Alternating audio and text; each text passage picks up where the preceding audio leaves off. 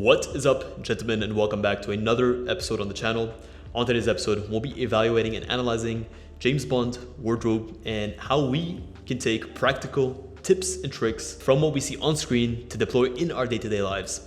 And this is the second episode in a series. I did one where we analyzed Bond's charisma and their personality and how we can actually grab specific cues to integrate and to make into our own authentic personality. And before I get into this episode, this is a caveat, but if you look at James Bond as a purely fictional character, you would be right to do so, but there is a lot to learn.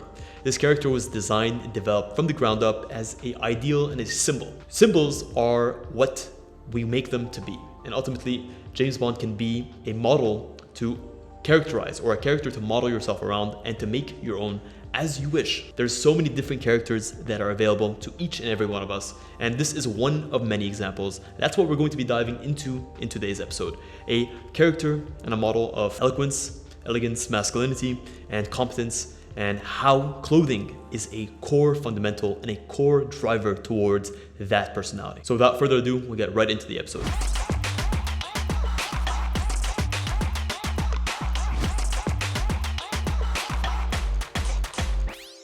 Number one is the power of the classic suit. Most modern men disregard the suit. They look at the suit as an antiquated piece of wardrobe, and this is something that I find extremely troublesome because the suit has and always will be a statement piece. It's a piece of attire that has so much bandwidth in terms of what you can do with it and where you can take it. Whether it's a more casual setting, more casual business setting, a classic navy, charcoal, light gray suit can do wonders. It can create an aura of competence, of confidence, and understanding of how to read the room and how to conduct oneself in any scenario simply by what we associate with the suit. Put the same person in a well-fitted suit and a cargo jogger and a tank top. Though both may have the same personality, the same competence, the same psychologies, the interpretations, not only of how others see them, but how they see themselves, are going to be wildly different.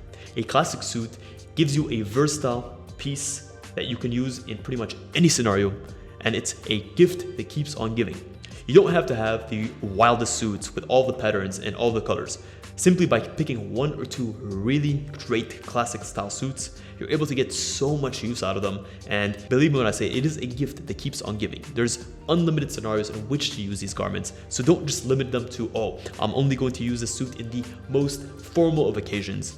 And if you think a suit is uncomfortable, well, just wait for point number 4. And number 2 is the art of dressing down subtly. When it comes to how you dress, being varied in your approach, but within the same umbrella of style and character is extremely important. James Bond is a very well varied dresser. In terms of how he dresses, he has his very elegant nightlife, nighttime tuxedos, these broad shoulders, these elegant cuts, the white tuxedo that he wears in Spectre.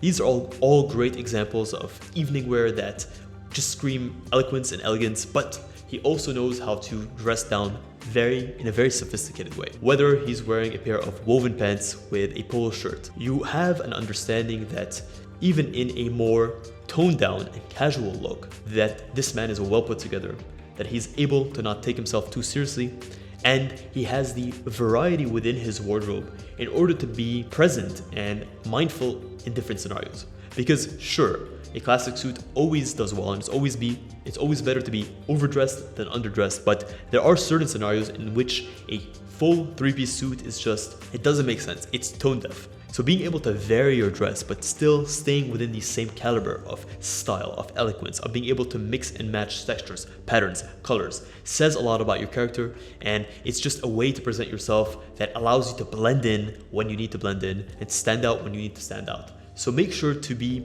understanding of how to carry that same elegance into more subtle and more casual styles of clothing. Whether that's ditching the 3-piece and bringing in a nice polo shirt, maybe a nice fitted sweater, being able to bring in some fitted jeans. All of these pieces are not things that you should ignore or dismiss, even if you're someone that wants to dress casually. Through Bond, we learn the importance of well-fitted, tailored clothing. If you look at all of Bond's suits over the many movies, the many books that he's been featured in, you always notice one consistent thing. Sure, the designers that he wears from may come and go, but there is always an overarching theme of extreme tailoring. The garments are neither too tight, they're neither too loose, there's not too much fabric, there's not too little fabric, they're not too short, they're not too long.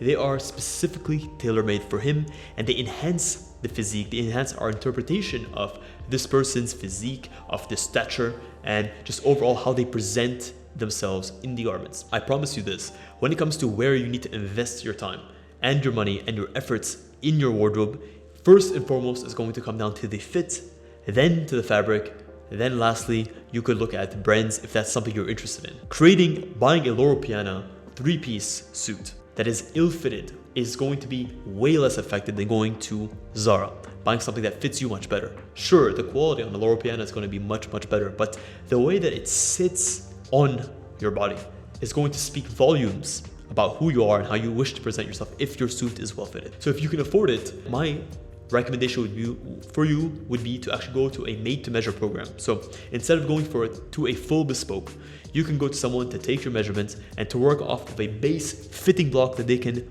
adjust specifically to your dimensions.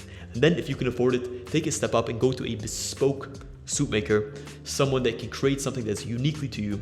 They can take into account all the imperfections of your body. If you have a sloping right shoulder, if you have a longer right leg, if your kneecap is located at a slightly different height, they're able to alter the shape of the garment on the different sides of the garment to be uniquely catered to not only your physiology, but also your lifestyle. If you're someone that is walking around a lot, you are able to create a garment that is specifically and uniquely tailored to your specific lifestyle, whether it's in the mobility, whether it's in the design of the garment, but being able to have something that's uniquely yours, it's going to also motivate you to wear it much more often. So most people often shy away from tailored clothing or high street clothing, or let's just say classic menswear, because they find it, or they have the perception that it's uncomfortable, that it's too stiff, that it doesn't fit well. But that couldn't be further from the truth. The same way that you can have a poorly fitted pair of knitted joggers, you can have the same well-fitted pair of high wool trousers or wool slacks that you can wear on a day-to-day basis that conform to your body and just feel like a natural extension of who you are. So fitting not only makes you look better, but makes you feel better because it enhances the best parts of your physique, and it allows you to perform better because it's going to be able to be tapered in and aligned with the contours of your body and allow you to move in a way that's much more natural and much more conducive towards daily success. Next up, we have Bond's attention to detail. The clothing is only one part of the overall persona that is created by Bond. There's other parts of his life that he also stresses that add much needed depth to his character. Whether it's his choice of accessories, it's his Omega watch, his Speedmaster, or it's his choice of car, or the sunglasses he wears, or the cufflinks. That attention to detail indicates to us that a person is not necessarily made by what you see immediately. A person is made and conceived through the details, through the layers of their personality. You can tell a lot about a person not by what they wish to show you on a grand scheme, but the smaller and much more subtle details that they may never imagine someone else paying attention to, but because it's important to them, then that is exactly who their character is. So when you wear a watch, when you wear the right kinds of shoes that are neatly polished and they're well maintained, you're not doing it for others. You're doing it to reinforce in your mind that even on the most subtle details, I'm willing and ready to give the time, the effort, the attention I deserve. And that speaks volumes about who your character is, because it's so difficult to be so consistent. And it is in the details of your accessories and your wardrobe that you maintain and project that consistency. Last but not least, this entire episode would be remiss if I didn't mention Bond's personal grooming habits. And this is something that we don't often associate with your wardrobe, right? It's a part of who you are. But if you look at your outfit, your skin, your hair, your facial, all of these things are a part of your wardrobe. The same outfit that I have would look completely different if I was cleanly shaven, and it would be completely different if I had a 4-foot long beard. So the aesthetic that I've taken, the clean shaved look, it is a conscious decision on my part to tie into the rest of my body, to the rest of my outfit. And Bond's grooming habits are no different. He always maintains a very cleanly trimmed stubble if he doesn't go fully shaven. His hair is always neat. He's always maintained himself in terms of his physique, his appearance, how he takes care of his body. All of these things tie into the persona and the wardrobe that we ultimately get to see on the exterior. So develop a personal grooming routine that is consistent, that is easy to perform. Make sure that your hair is always well maintained. Make sure your facial hair is always on point. Make sure to trim any unnecessary things that may create an unsightly look to your physique. If you prefer to be cleanly shaven all over, make sure to maintain that regimen daily or if not weekly. If you want to take care of your skin, moisturize, protect against the sun, use a light concealer if you need to. Make sure that your nails are always neatly trimmed. Maintain a clean and consistent aesthetic. Wear deodorant.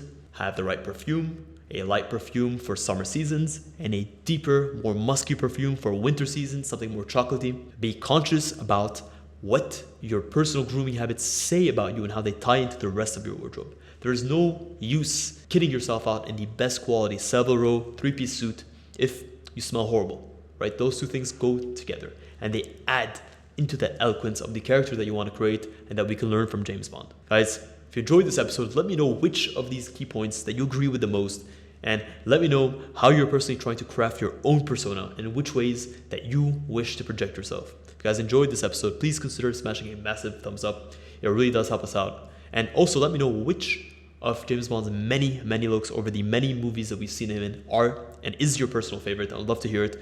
For me, it's the white tuxedo from Spectre. It's just a very eloquent look and something that has such a puppiness to it without being too in your face. So that's something that I appreciate, that I try to carry into my personal style. And hopefully you guys have a similar aesthetic or a similar understanding of where you want to carry your personal style. Thank you so much for tuning in to this episode of Shadi TV. Until next week's episode, stay awesome.